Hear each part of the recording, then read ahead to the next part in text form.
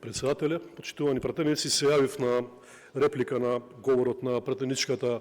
и поранешна министерка за труд и социјална политика Јована Тренчевска, затоа што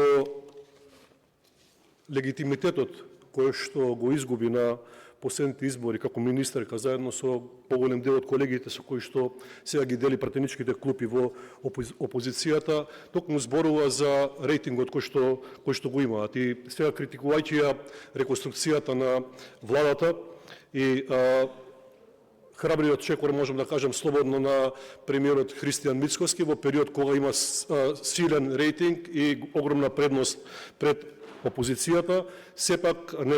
визионерски се преземаат чекори за унапредување на реформите и за забрзано реализирање на започнатите проекти. Кога зборувате, вие почитувана пратеничка Јована, не смееме да заборавиме дека вие бевте министерка за труд и социјална политика во период 2022-2023 година.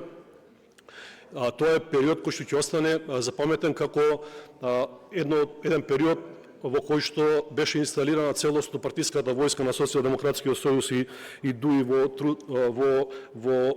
овој ресор. И исто така бевте дел од многу процеси кои што беа контраверзни и проследени со скандали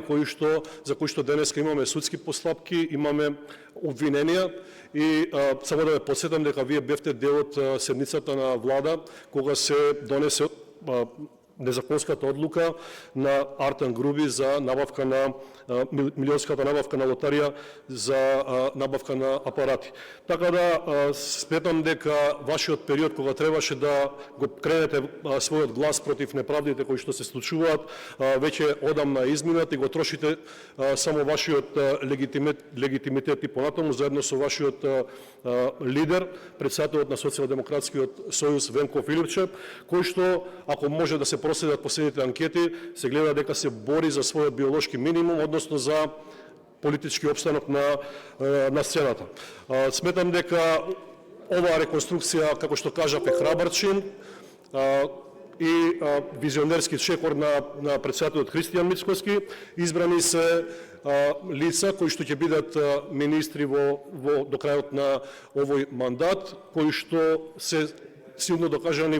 секој во својот ресор, и знам дека со нивната умешност, образование и искуство ќе дадат голем придонес во напредувањето на политиките на владата. Еден дел од почитуваните кандидати за министри ги познавам и лично и знам дека и сигурен сум дека ќе дадат свој максимум во тоа да испорачаат подобри услови за живот на граѓаните на Република Македонија. Благодарам.